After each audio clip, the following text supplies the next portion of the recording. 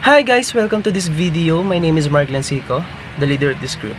This video is for academic purposes only.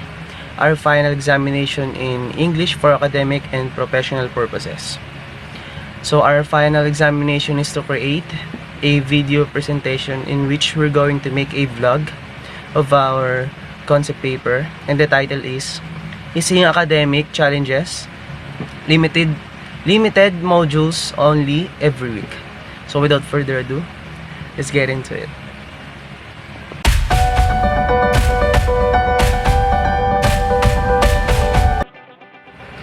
Knowing and understanding the problems and effects of too much modules for the students in public school places would really cause them to have anxiety, stress, too much pressure, and mentally and physically drained, and etc. It has a huge impact for the students who used modular learning.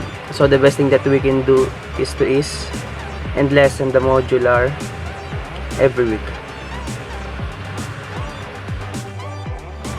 The purpose of this study is to better understand why limited modules only every week for the students in public schools is significant in this new normal in education. As we all know that COVID-19 pandemic really brought to all people uncertainties and sense of hopelessness, especially in the field of education. That made all the students, teachers, and all the people involved when it comes in education was forced to adjust in new normal in education to continue this school year 2020 to 2021.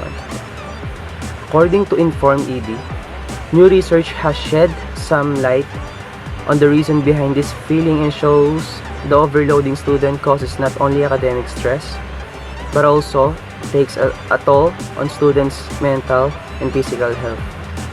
They also tend to be more anxious and report more physical symptoms due to stress, in which, unsurprisingly, hinders learning.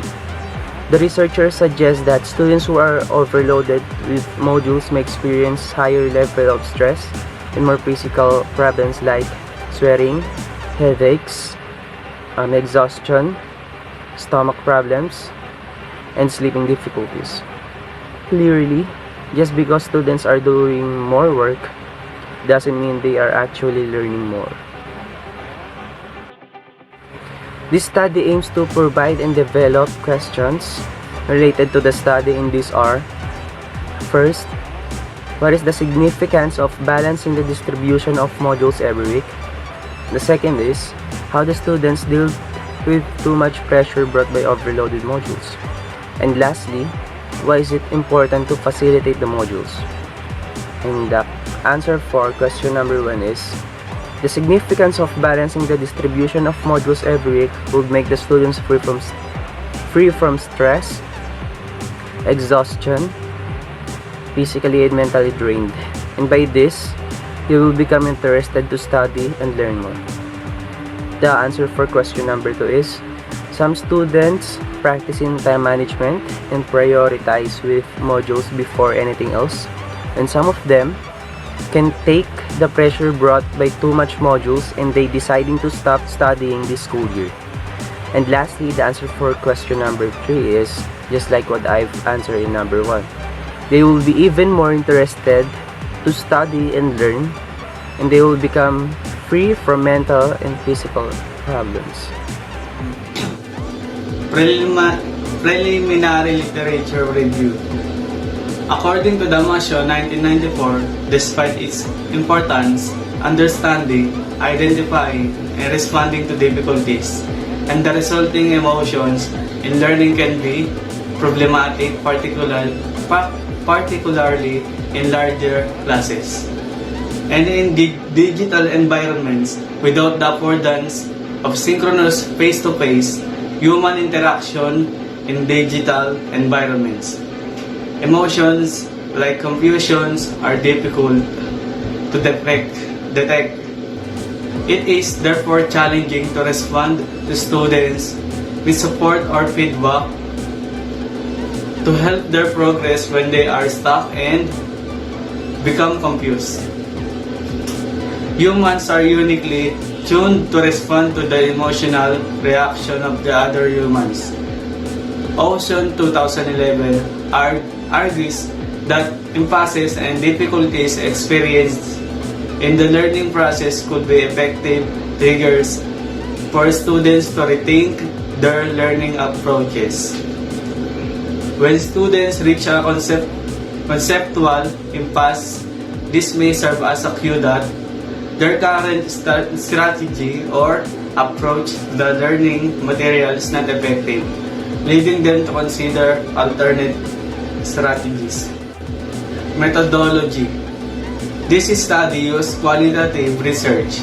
Qualitative research analyzes the data from direct fieldwork observations. In-depth, semi-structured interviews and written documents. The qualitative data collected were then systematically analyzed by using a thematic analysis approach by the researcher. The researcher made survey questionnaires and gave it the students from senior high school in Jose Rizal University, which who only take the strand CHSS are as a participants. After gathering the all data and information, we analyze the result by reading all of the participants' responses and having all the answers are relevant to the study. Thank you. The main purpose of our presentation is to become the voice of the students who are struggling and enduring the pressure of too much modules in every week. Our motivation for doing this was the students who are unfortunate in life who can afford to buy digital devices, internet, and can afford to study in private school places. DepEd officials must know the importance of balancing the distribution of modules every week in public school places. Our sallying points are knowing the effects of overload modules in every week for the students and what is the importance of facilitating the modules. These are the salient points of our study. Because the welfare of well-being of the students affect on how they deal in every pressure brought by too much modules. The changes in students' character will manifest if the pressure can no longer take it.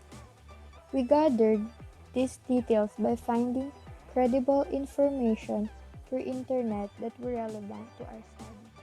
The contribution of our study to society will make a huge impact, especially amidst the pandemic. If the DepEd official would see and read this kind of study, the student from public school places would be helped to freed from effect and possible future bad events brought by too much modules. So far, we didn't saw any limitation in our study, but in making concept paper. We must aware of typographical errors and finding relevant study to our topic. The recommendation that are need to resolve this problem are: be aware that students have limitation and experience exhaustion. Facilitate the homework so the student can up and free time from mental and physical problem. More meetings and planning in any problem and give from solution to those problems. That is it, guys. Thank you for watching and I hope you enjoyed and learned something from this video. Bye!